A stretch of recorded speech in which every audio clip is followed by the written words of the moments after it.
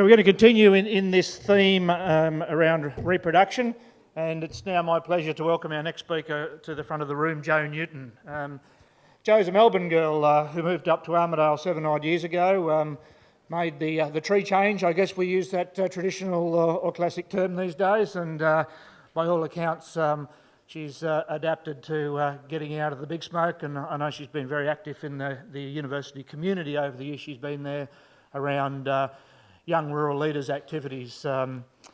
Jo is currently in the final stages in the last couple of months of wrapping up a PhD, and that focus is on exploring early reproductive performance in sheep. So very applicable to follow on from Sam, and now bringing the focus to those young ewes. And so I said Jo's settled into the bush pretty well, and when she's not pursuing her academic pursuits, she's getting some real-world experience on some local properties, and particularly she spends a bit of time with one of the local merino breeders at Stanleyvale, for those up our way who would know those people. So could you join me in welcoming Jo to the podium to talk about managing your young ewes to maximise a reproductive rate. Thank you, Jo.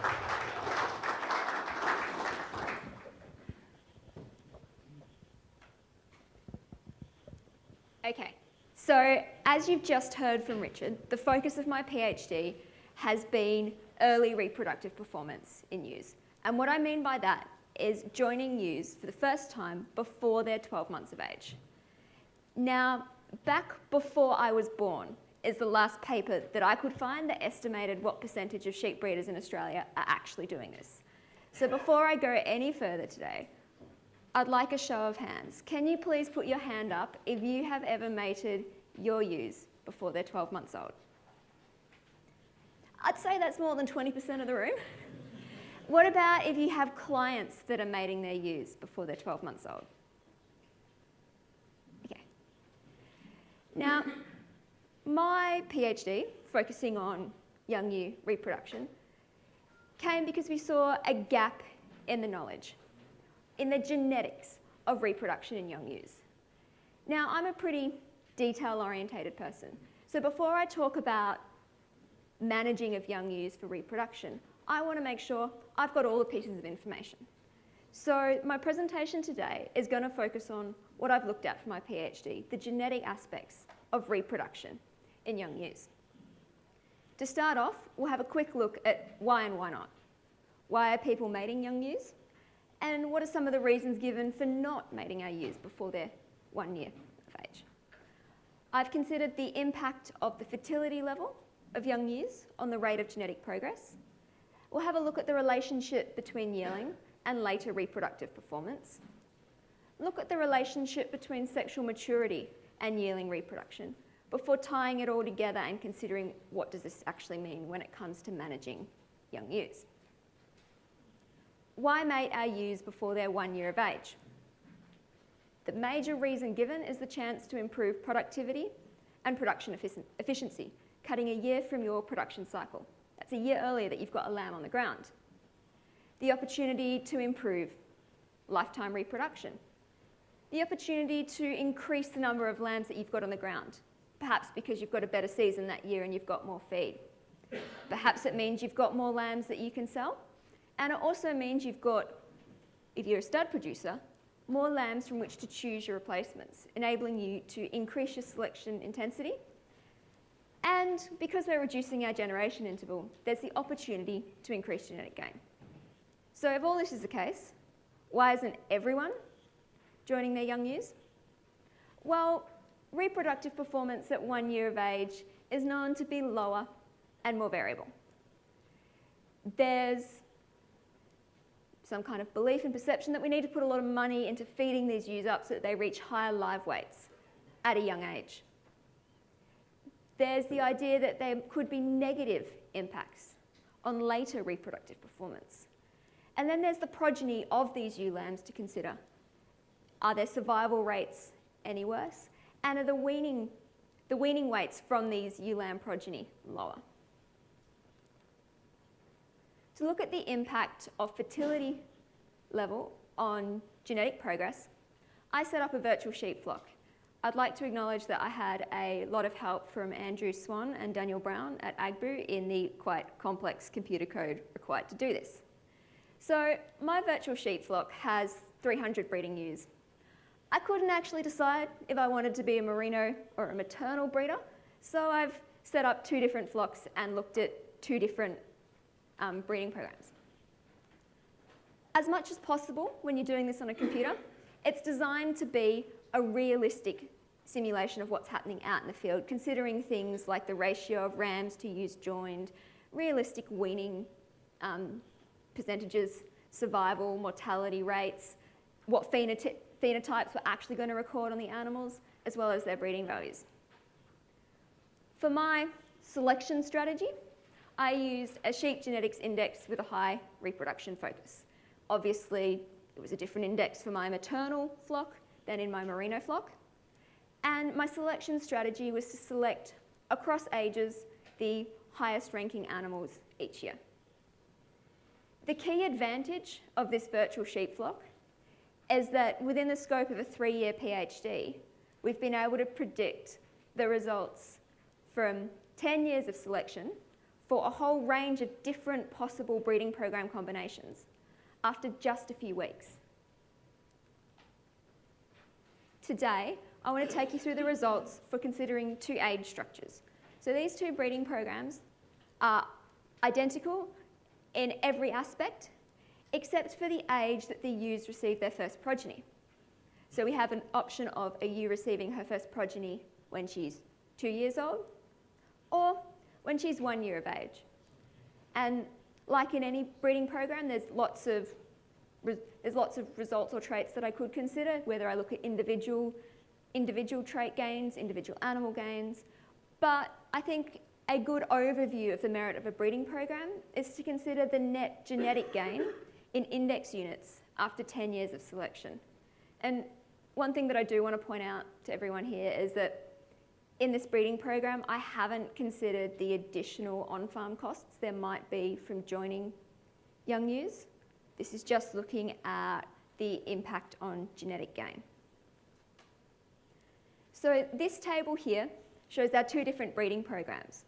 So the age at first progeny for rams, 2 years age, 2 years of age, and with our ewes we had the option of 2 years of age or 1 year of age.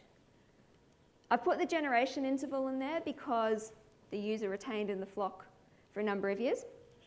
And then our final column is our net genetic gain in index units after 10 years of selection.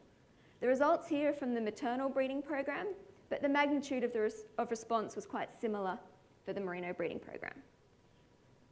End result, breeding ewes at younger ages increases expected genetic gain. As we can see, we've got a reduction in generation interval, so it's done what we expected. Now, the fertility level I used here was 50%, because that's currently the industry average fertility rate for the mating of young ewes. But some of you guys have asked me, well, what happens if my fertility rate's low? Because we all know that fertility in young ewes is quite low and variable. So I wanted to ask the question, if young ewe fertility is low, is this going to inversely impact our rate of genetic gain? To do this, I reran this breeding program simulation and I changed the fertility level of my young ewes to 10% to see what impact it would have. Okay? As we expected, compared to our breeding program where our ewes are 2 years of age, our generation interval is still a little bit lower, but because we've got less younger ewes having lambs, we're selecting less young ewe progeny as replacements, and our generation interval is lower. But what's really exciting, I think, is this value here. Although our fertility level is only 10%, our genetic gain is no worse than it was when our ewes were 2 years old, when they had their first progeny. So, although our young ewe fertility level is low, our expected genetic gain should not be adversely affected. But obviously, we're unlikely to do much better than what we're doing now.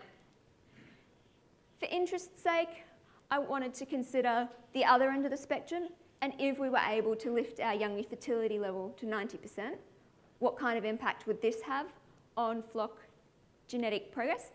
And we can see that we're getting about an extra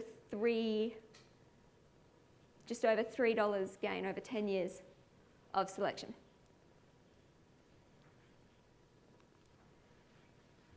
The implications from this, obviously, as our young ewe fertility levels increase, our expected rate of genetic gain is going to increase.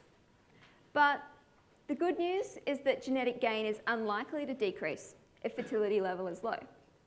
But there's other costs that need to be considered. Is it actually going to be worth the expense of managing those young ewes and preparing them for joining if only 10% of them are going to get pregnant? Another aspect that we've been considering at AgBoo is the relationship between reproduction across age groups. As I'm sure most of you would be aware, a standard method for analysing reproduction is to treat it as a repeated records trait. But what if reproduction at 1 year of age was a genetically different trait? And that's what this table here is showing us. We've analysed reproduction at different ages as separate traits. And so what we have here are the correlations between 1-year-old and 2-year-old reproduction. The top study is one conducted by Kim Bunter and Daniel Brown, and that's using animals from the sheep genetics database. And the bottom study was one that myself and my supervisors did using the information nucleus flock. And we can see that, yes, the genetic correlation is moderate and strong and it's positive. So there is an association between yearling and later reproductive performance, but it's not one. So what that means is that yearling reproductive performance is a genetically different trait to adult reproductive performance. And that's the reason why yearling number of lambs weaned is not included in the ASBV NLW in your sheep genetics analysis. And I guess it reinforces Sam's message. If we want to improve reproduction, we need to measure reproduction. So if you want to improve reproductive performance at 1 year of age, you've got to measure reproductive performance at 1 year of age. In the first 6 months of my PhD, I was really fortunate that I was able to go out and attend some breeder forums and talk to you guys. Try and work out what are some of the gaps in our understanding of sexual maturity and reproduction of young ewes. Due to some funding from MLA, I was able to explore things like what other factors were influencing successful yearling reproduction, to try and explore whether ewes were actually cycling when they were being run with the ram at 7 to 9 months of age, and consider whether this information might be useful either on farm or in a genetic analysis to improve yearling reproduction. After consultation with reproductive physiologists, a bit of a lit review and some modelling, we settled upon the trait progesterone concentration. Progesterone is an important hormone in the ewe estrus cycle, and it's only really produced in significant quantities after estrus cycles have commenced. If we look in the literature, 1 nanogram per mil in the blood is the most commonly quoted figure of sexual maturity, i.e. ewes are classified as sexually mature once they've hit that 1 nanogram per mil threshold. Next came the challenge of working out how we would measure this in an industry flock with as little interference as possible to the joining period. So the animals that we looked at were ewes that were born in 2012 and they were mated in 2013. During the joining period or teasing period, if teasers were used, we took blood samples, and these blood samples were all taken on day 14 of male exposure. These blood samples were assayed to determine the progesterone concentration.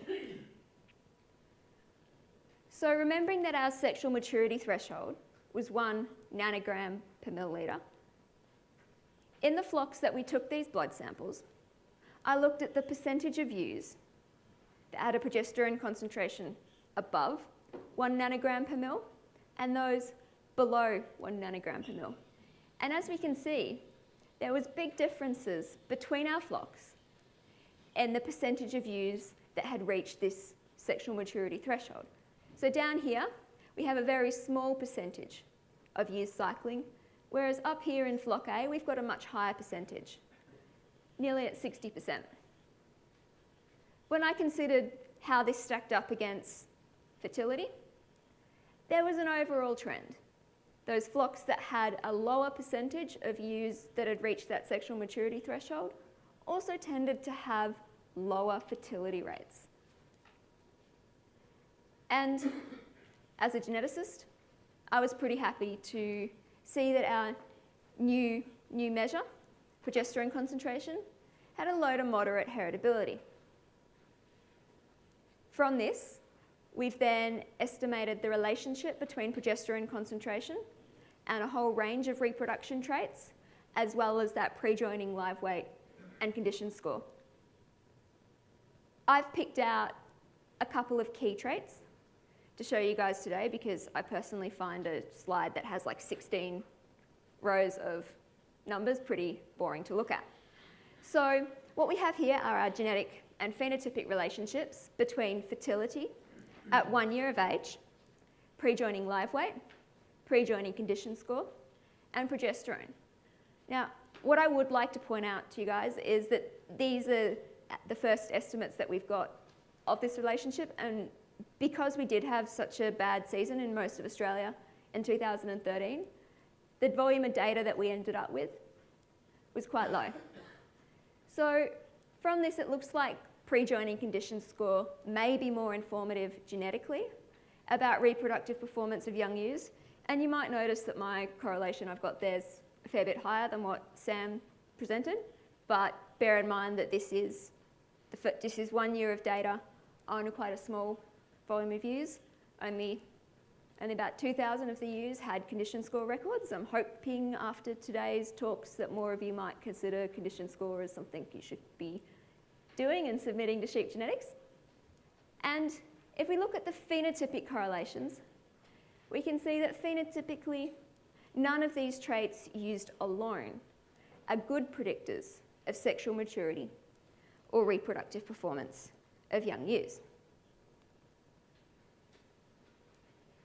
The implications from the analysis I've completed so far from this study are that in a number of flocks, a failure to reach sexual maturity before time of joining was a major cause of reproductive failure. And yes, to improve early reproduction, we do need to measure early reproduction. But as has already come up today, reproduction is a low heritability trait, it's sex limited, we won't get information on the size progeny till the sire quite old. So having information on things like weight, pre-joining condition score, and progesterone concentration could be useful to help us increase the accuracy of ASBVs for yearling reproduction and may help us to increase our selection response for reproduction. I'd like to take you back to one of the first slides that I presented. Why isn't yearling reproduction more widespread? Why isn't everyone doing it? Those two boxes over on the right, the potential for negative effects on later reproduction, and looking at the performance of the progeny from ewe lambs, that's an analysis that I'm working on at the moment, now that I've got most of the weaning data from last year. But if we consider these two, that reproductive performance from young ewes is lower and more variable. Well, the good news, if you're trying to join your ewes at 7 to 9 months of age and you don't have a good year, your rate of genetic gain is unlikely to be less than what it was if you'd waited till the ewes were 2 years old, if that fertility level was low. In several of the flocks that I've looked at, the major cause of infertility at 7 months of age seemed to be that the ewes weren't actually sexually mature and cycling.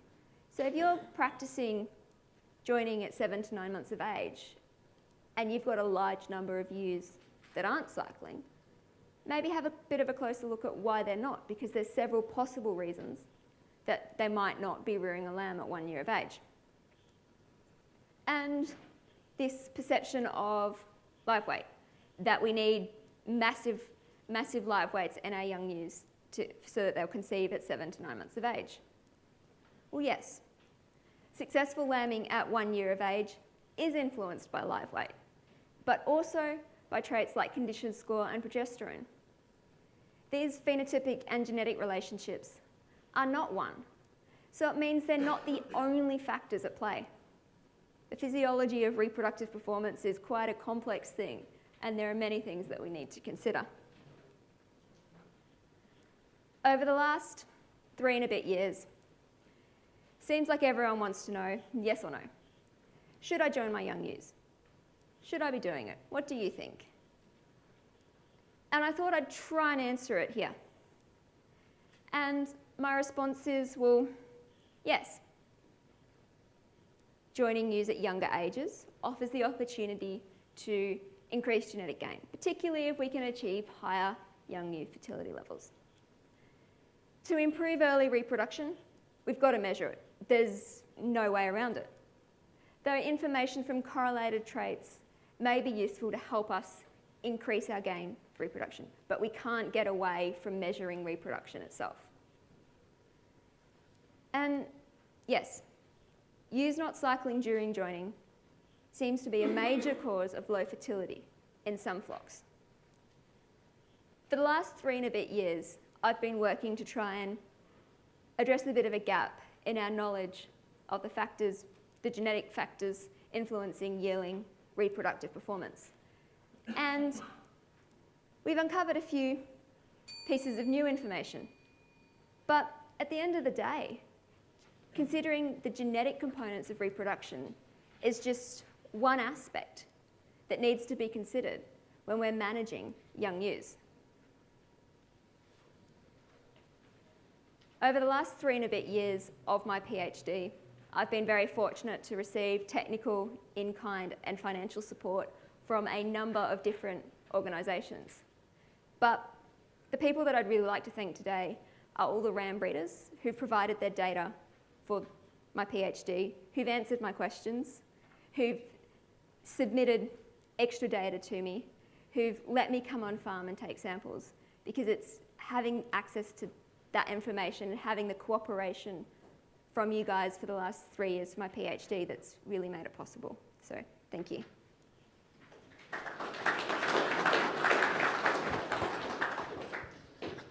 Thank you, Joe. Continuing on the theme of reproduction. So again, we'll throw open to the floor for questions now. We'll start with Lyndon. Thank you. Linton Arnie. Joe, you talked about the variation that's there in what you've done, and you've mentioned condition score and body weight, but there's no mention of the difference between the sheep that were only 7 months of age versus 9 months of age, because I would have imagined that would have actually made quite a big difference to the conception rate. Yes, so there was a limit to how much information I wanted to put in the slides today, and certainly the age at joining had a significant effect on reproductive performance and our measure of progesterone concentration, obviously a positive relationship with older animals being more likely to conceive. But I couldn't give you the exact figure off the top of my head for the exact so many days, so many more lambs born. I'd have to look it up on the computer. Joe, I'll let you ponder that one on the screen, Yep. just while we get a couple more from the floor. Could I just ask people to introduce themselves when they question, please? Colin Earl here, Joe. Just interested to know why you would have progesterone in the model. I mean, if a ewe ovulates, she's going to have progesterone.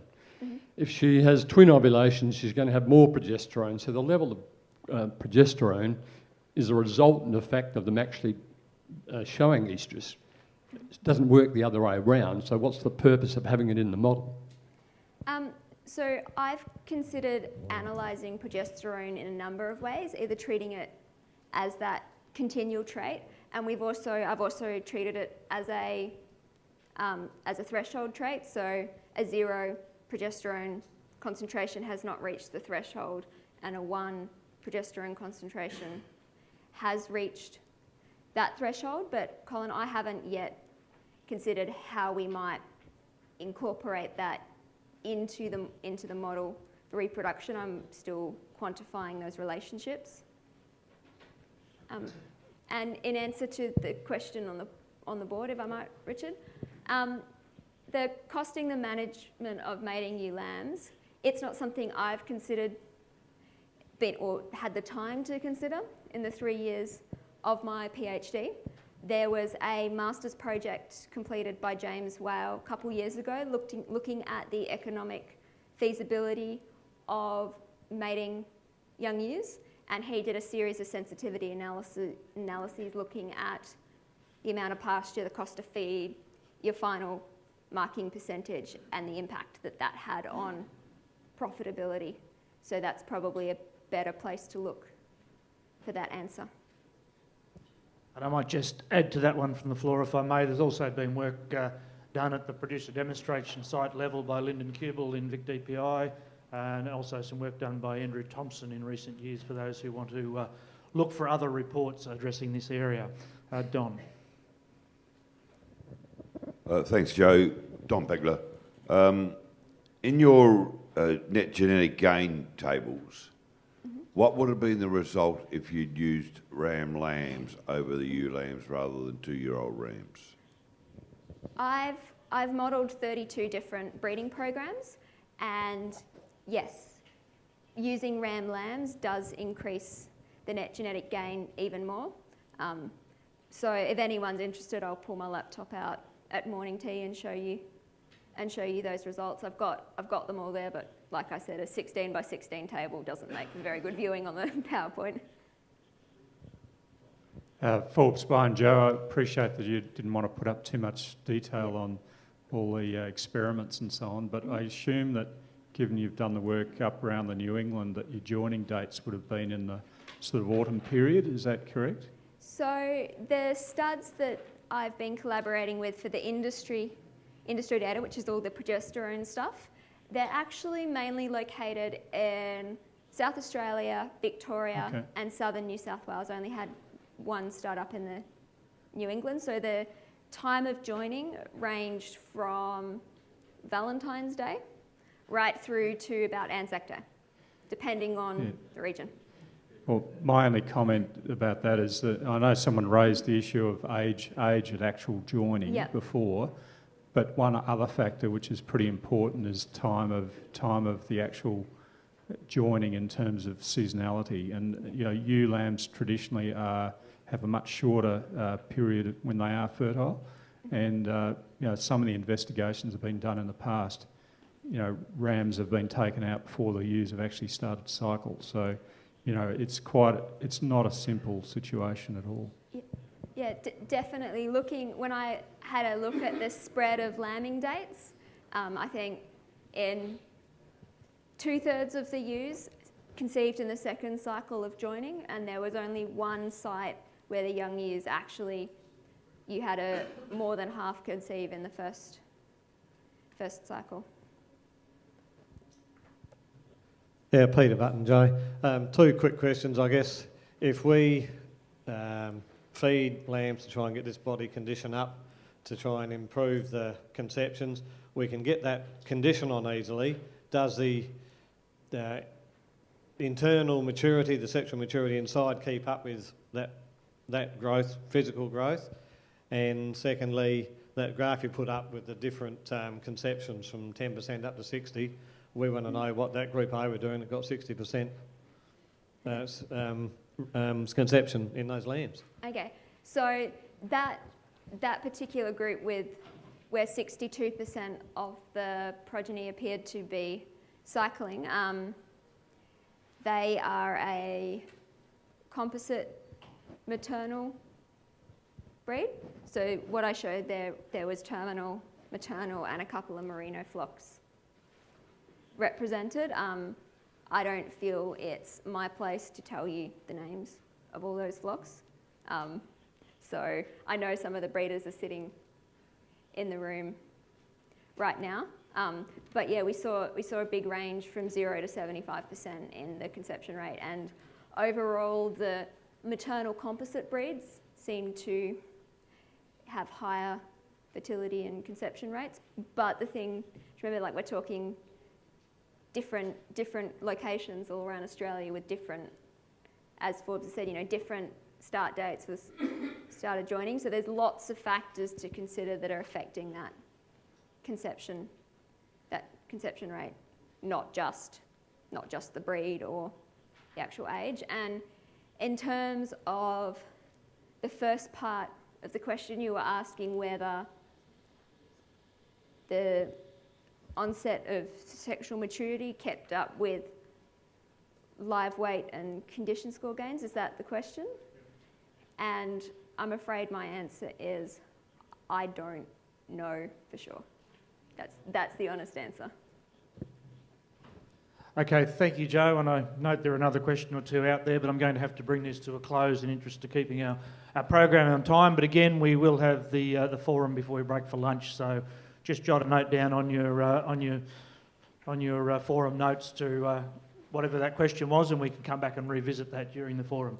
Could you please thank Joe for that presentation?